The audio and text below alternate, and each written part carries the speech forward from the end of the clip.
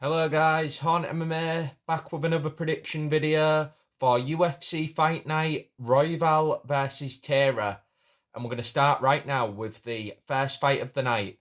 Clayton Carpenter versus our good guy Lucas Rocha. Now, I've got here in my notes. Clayton has only fought once in nearly 2 years. Rocha, to be fair with you, has only fought once in a year. But as far as Clayton goes, he's not really that fast. He's quite sloppy on the feet. He's not faced anyone good. Rocha did actually beat a really good up and coming Brazilian prospect with a really good record. I think he had like 19 wins, only a couple of losses. I think his name, I've got it here. It was Davy Bittencourt. So he was. I remember watching that fight on the Contender Series, and he shut him down completely. And I think he was the underdog in that fight as well. And he's in the UFC now. He's got Carpenter, who's unbeaten, but Rocha's actually had a lot of fights. He's got like 19 fights, even though this is like his first UFC proper fight. Apart from the Contender Series, he's very experienced. He's beaten a lot of people on the regional scene in Brazil with like winning records. Some of them have only had like one defeat, and some of them were unbeaten. So he's been good on the regional scene. Carpenter, he's beat Sherez. That's probably his best win. It was an absolute can. So I wouldn't really read too much into that as far as the fact that he's unbeaten. That's his best win. And Sherez, I don't rate him at all. I think he's another one of these Mexican fighters who, Dana's just trying to get as many Mexican fighters in the UFC as he can so he can take over that market. And I think Sherez, that was a good performance. But apart from that, he's looked very sloppy in his other fights on the regional scene. He's not really fought anyone with any kind of decent record. 2-2 guys on that record. I think he's also got someone who's 4-1, who he beat just before joining the Contender Series. So I think if you're looking at this as a stand-up fight, I can't see it going any other way. But Rocha, I think he's got the better technique. I think he's faster, and he's also stronger. Carpenter's quite young. He's not particularly grown into his man strength yet, where he's going to be any kind of threat to the top guys in the division. So I don't think he's gonna. I don't think he's going to be able to win this one. I think Rocker's going to be way too much for him at this stage in his career. But he's young, Carpenter, he can come back, and I think it's going to be a short night. I think Rocker's going to take him out in round one towards the end, and I can see it happening with possibly some kind of transition where they're both trying to control each other against the fence, and then the bigger, stronger guy, Rocker's just going to be able to manhandle him, probably get some elbows off, and then finish him on the ground. Moving on, fight number 2. Dan Agueta versus Cody Haddon. Now, I'm really looking forward to this fight. I watched Cody Haddon's fight live on the Contender Series. It was very recent. I think it was like a month ago. And I was blown away. I was really blown away from him. I actually did a post on my Tapology account before the fight talking about how I was looking forward to his debut in the Contender Series. And he really impressed me in that fight. I think that the best way to describe Haddon is, he's a similar build to Ersic, who we did face on the regional scene. He lost that fight, but it was a decision, and he was competitive at parts in that fight. And probably the only difference between him and Erceg is that I feel like Haddon's got a bit more on the ground. He's very, very slick. He likes to latch up a lot of chokes. In his Contender Series fight, he just ended up knocking down his opponent with a hook, which I actually predicted. You can check that out on the Horn MMA 13 Tapology. I kind of predicted how that fight would end. And he looked really, really slick. In his interview before the fight, he was talking about how he's been obsessed with martial arts from a young age. And I like it when fighters come in where MMA is like their first choice, it ain't just something they fell into. And I feel like Haddon is one of them fighters who really, really has a strong upside in the UFC and could possibly be a top star in the flyweight division, because there aren't many stars, obviously, and it's a newer division as far as, fans taking notice. The first real star in that division was Moreno. You know, he had that Mexican fan base. But yeah, I feel like it's going to be a really, really good performance from Haddon here. I don't feel like he's going to get the finish because Agueta, you know, he is durable. You know, looking at his record, you know, he's never really been finished. He's not really ever looked like he's going to get finished in any of his previous fights. I have got in my notes here that he where is it? Yeah, that he was only 22 when he faced Steve Ersic, and that was obviously someone who Agueta, you know, he's been in the UFC for a long time, and he's not really faced anyone of that level. So Haddon's already got that ahead of him. He's already faced someone who's, you know, been to the top of the flyweight division. So as far as anyone saying, oh, he's not faced anyone who's new to the UFC, no, Steve Ersic, that was a few years ago now, but you know, it wasn't too long before Ersic was signed, and he was only 22 at the time, as I said. So that was an impressive performance, and his Contender Series performance was absolutely one of my top performances of the season. So I hope that he gets a good finish here. I'm guessing that if he did get a finish, he'd get a performance bonus no matter when it came because, as I say, Agueta's never been finished. So I'm hoping he can make a statement here because if he wants to be that next star in the division, he needs to get a finish in his debut, I think, because people are going to only take notice of the lower divisions if you're finishing people. So I'm going to go with a second late / third round finish for Cody Haddon, and I feel like he's going to do it. Not maybe anything crazy. I don't think it's going to be a knockout. I think it's going to be something where he gets him on the floor, probably in a transition where Agueta's trying to get him to the ground and then he just latches up some kind of guillotine but switches to the back because he has done that in his previous fights. He likes to get that guillotine and use it for leverage. So I can see him getting to his back and choking him out.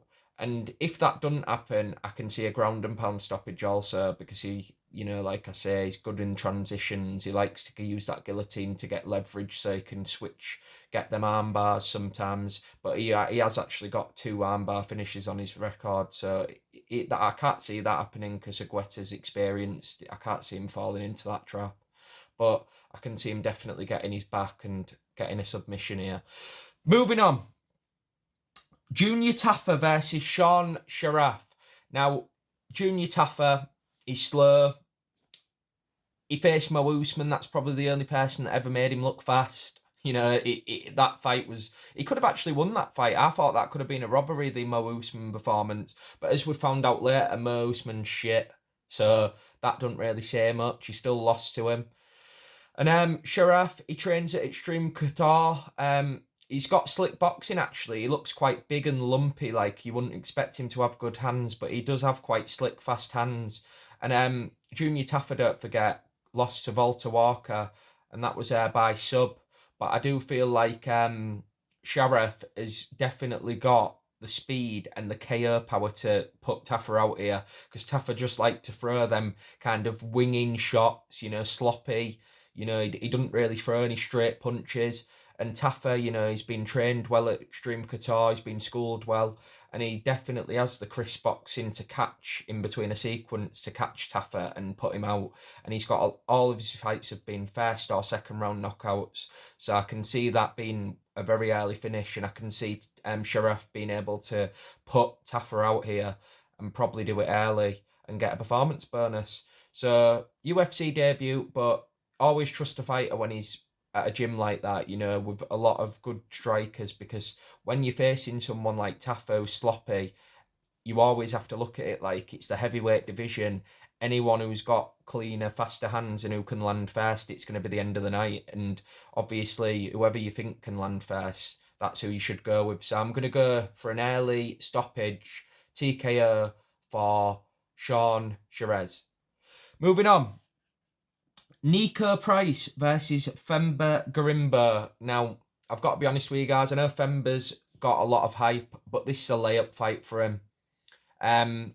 Femba, he likes to stay on the outside. You know, he's not someone who takes risks. He's got a lot of decisions on his record, and especially for the heavier divisions, you know, it's not always a great sign. I mean, welterweight / it's a bit like Bilal Muhammad.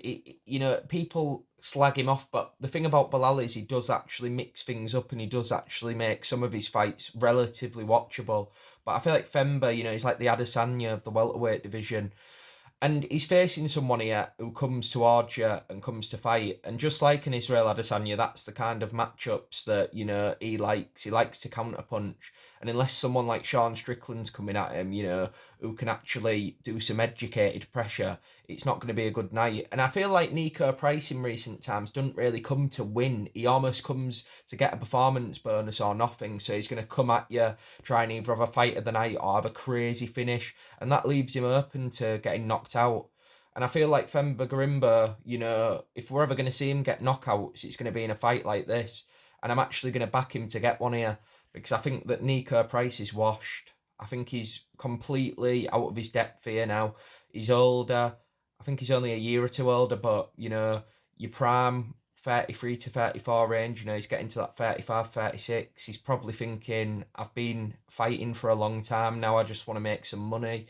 And I can see Femba just picking him off here and possibly getting the finish in the late, possibly early second round, late first round. So I'm going to go probably the second round. I'm going to go for a TKO for Garimba. I think he's probably going to do it as Nico Price is coming in like a retard, and he's just probably going to catch him with a slick right hand, put him down, and then probably jump on him and follow up shots, and that'll be the end of the night. So Femba Garimba, second round, TKO, ref steps in. Might get a bonus, probably not, because it's Nico Price and he's shit. Moving on. Jonathan Pierce versus Pat Sabatini. Now, this is actually surprisingly a fight where I think Pat Sabatini's actually going to look really good.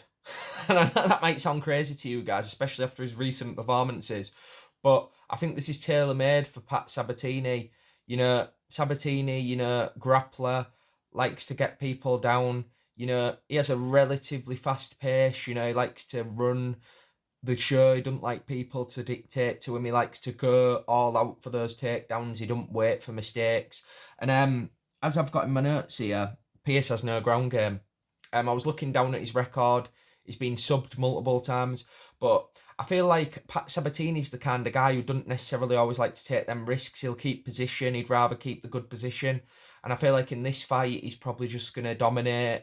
I think it's going to be a really, really, really boring fight where he's just going to get Jonathan Pierce down, stay there, do just enough work where he don't get told to stand it up.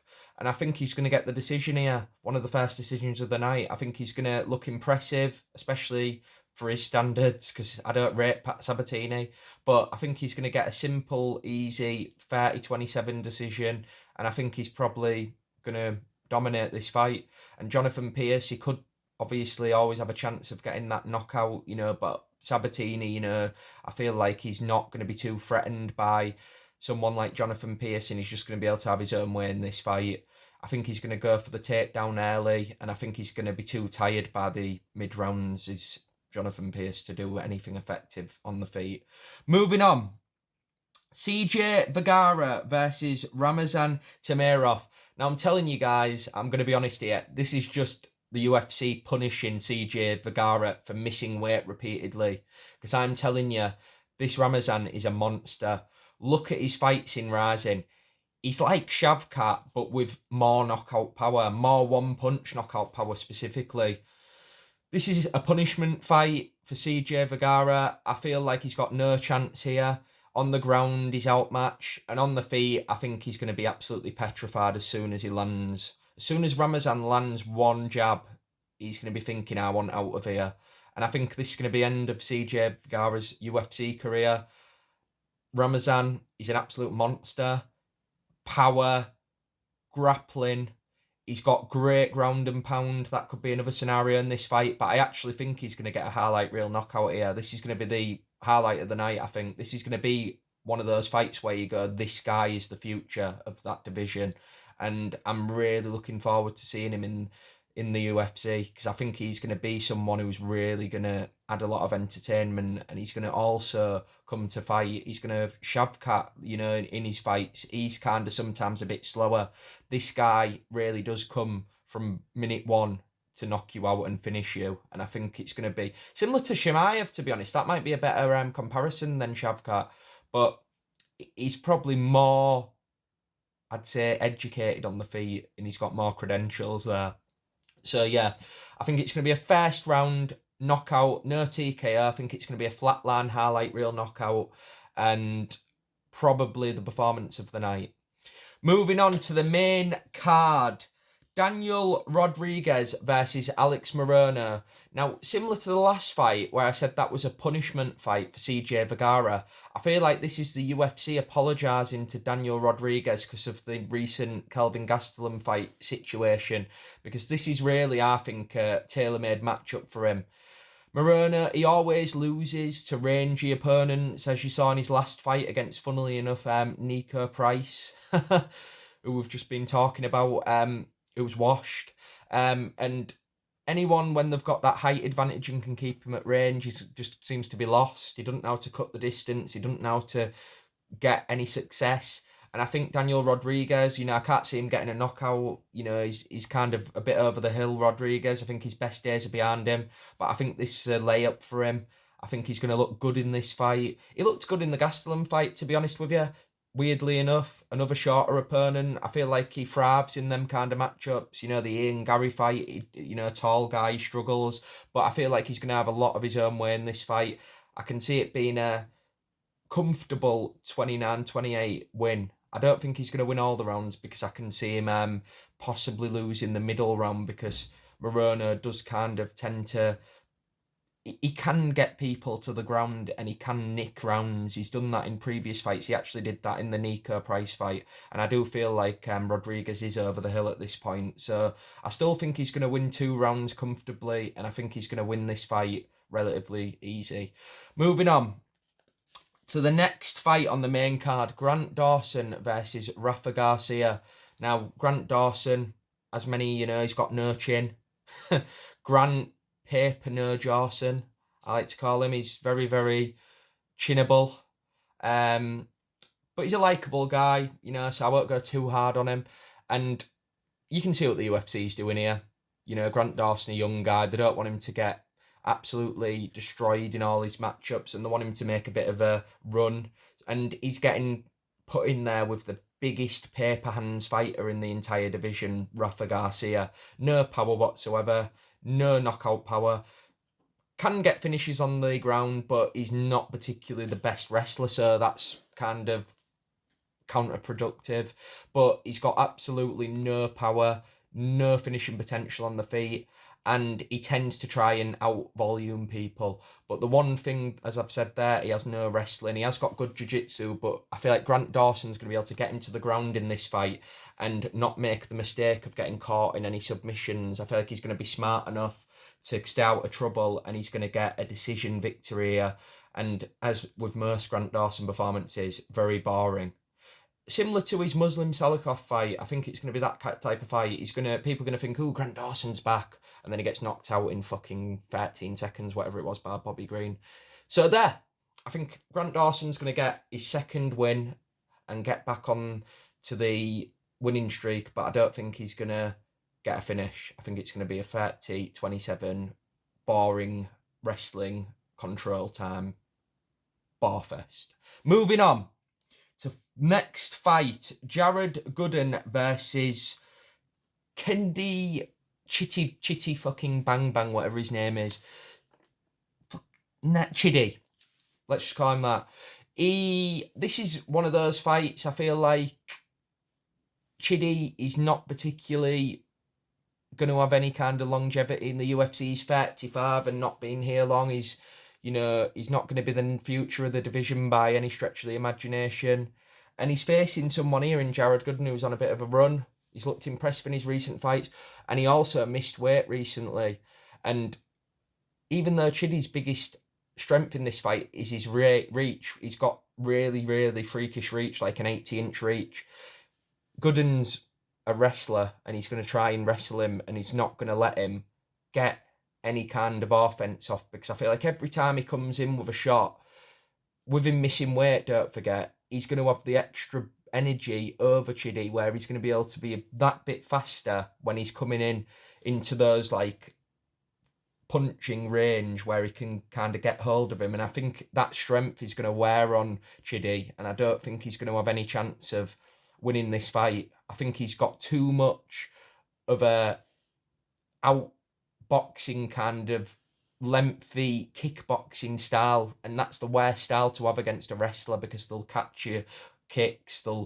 When you come in with one of those long punches, they can speed to your legs and get in there. They don't have the best record against wrestlers, kickboxers, and Alex Pereira's probably going to find that when he fights a wrestler.